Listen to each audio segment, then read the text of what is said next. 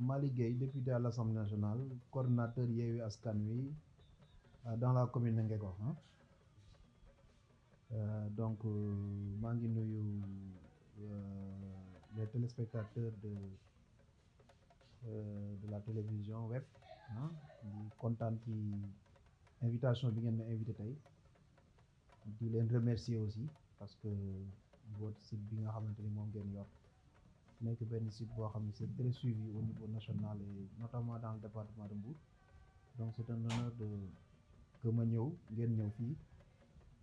pour ñu waxtaan sur l'actualité à la fin de la campagne électorale. En tout cas maa ngi leen di gërëm di leen sant.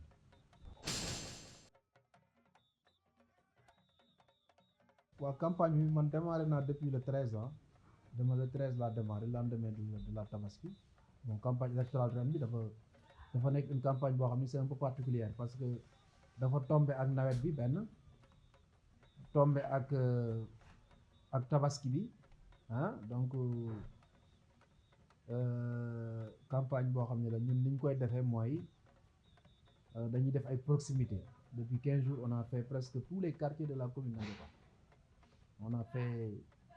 répartir Nguékokh en 22 quartiers et que quartier yëpp def nañ ko waxtaan ak nit ñi bon donc surtout fekk leen seen i biiri kër seen biir jaboot waxtaan ak ñoom et je pense que message bi nga xamante ni jàllale nañ ko au niveau de la commune message bi jàpp nañu jàll na parce que du début à la fin de la campagne électorale gis nañ nit ñi comment nan la ñu rejoindre de la dynamique de la campagne. Je pense que l'occasion tey la ñuy terminer par une grande caravane boo xamante ne on va faire tous les artères de la commune de Nguékokh pour terminer en rassemblement à notre QG. Donc sama siège foofu en face du Carrefour foofu la ñuy terminer le rassemblement.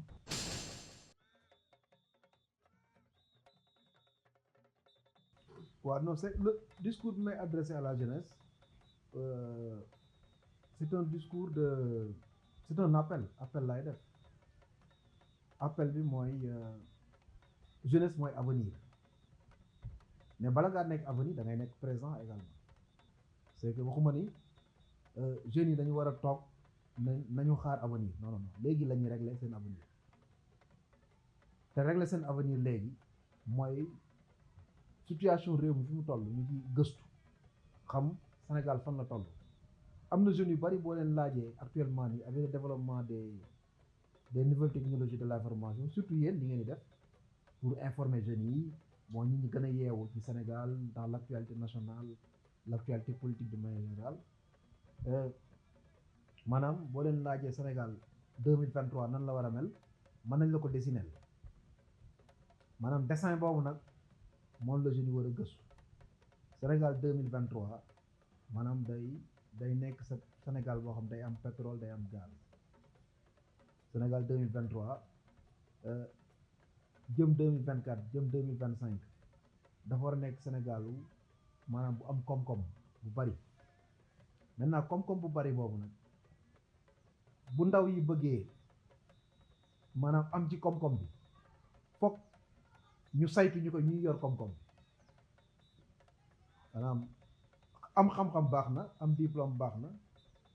mais yooyu yëpp juboo ko gën jub maanaam ñu dénk la koom-koom bi war a dem ci xale yi nga téye ko téye bu baax delloo ko xale yi. Donc man jeunes yi ñeewante naa leen ça c'est en fait c'est une appréciation bu mu am dama leen ñeewante parce que quand boo xoolee le secteur informel ak le secteur des jeunes qui portent des projets bari na li ngeen di def nii loolu la mais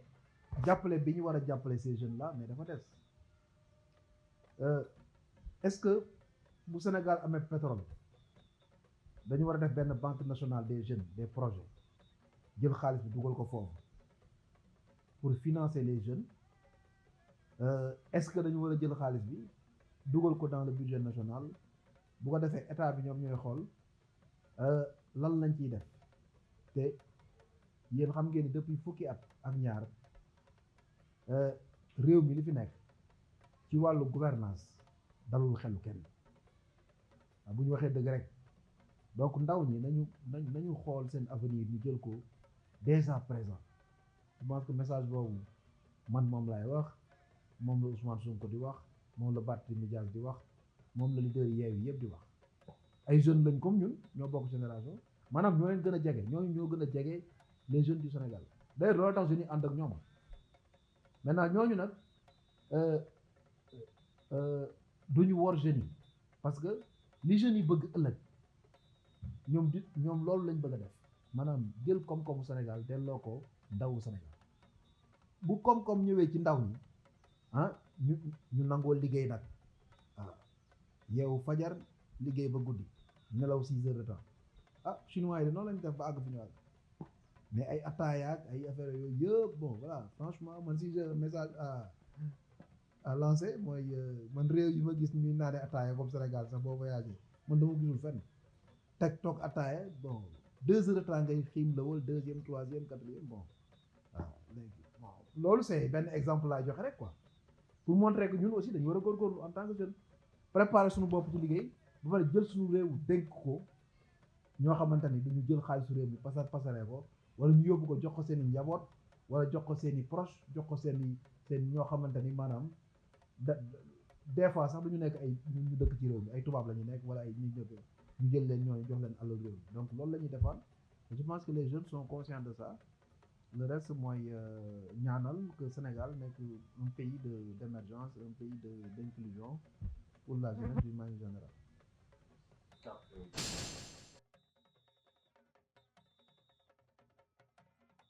waaw man xam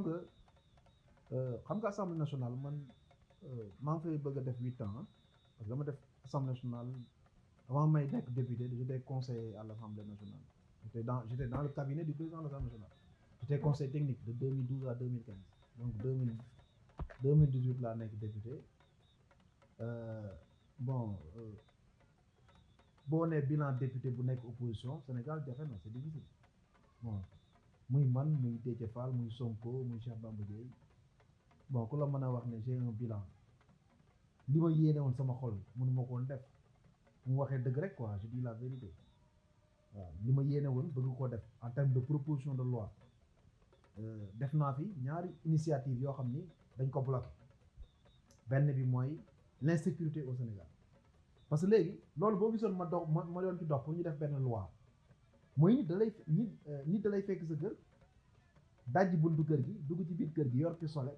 toroxal la sa biir njaboot ah donc man je pense que problème sécurité dañu war a am na ay nit ñoo xam ne bu ñu nekkee ci yenn position yi pour ñu mën a am port d'arme dafa war a yomb ci ñoom waxuma nag théoriser wu ma ne initiative boobu man jël naa ko pour que ñu def proposition de loi pour que les commerçants ñi nga xam dañu am soxla seen sécurité bopp mais qu'on les permette loolu yomb ci ñoom pour ñu mën a parce que aussi bon borom kër du daw bu la nit fekkee sa kër bëgg laa toroxal nooy def te yoroo arme donc dama joxe exemple sur proposition de loi boo xam ne bëggoon naa mu am dénouement mais ça a été bloqué à l'Assemblée nationale parce que l'Assemblée nationale li fa nekk mooy li président la République bëgg loolu député yi def moo tax assemblée bi amul indépendance bon moo tax sénégalais yi di poser wu la question est-ce que assemblée bi am na njariñ parce que bu fekkee ne yow bu ñu falee député président de la République mooy décider député yi kon bañ ko fal moo tax ñu bàyyi président mu def ordonnance parce que député yi dañu war jël seen responsabilité doxal assemblée bi ni ñu ko bëggee te kenn du leen influencer dox nañ ay jéego ci loolu pendant ñetti at nekk naa ci commission réforme règlement intérieur assemblée nationale man maa fa représenté opposition bi maag ay rëmbëj liggéey nañ ci pour am yu ñu soppi ci biir assemblée nationale mais bon boo ci liggéeyee te amoo doole amoo majorité li nga bëgg dañ koy voté maanaam assemblée déjà règlement intérieur bi lépp lu war a jàll ñi am majorité ñoo naan d'accord nañ ci wala d'accord nañ maanaam amul sax waxtaan ba ni juboo nañ ci kàddu même buñ jubóowee ci kàddu dañuy dem yóbbu ko plénière majorité bi d'accord te bala moo dem plénière président la def da koy yëg jox leen affaire bi loolu mooy difficulté bi loolu tax bon man je ne peux pas présenter un bilan comme ça personnel à l'Assemblée nationale mais li ma mën a wax mooy jéem nañ.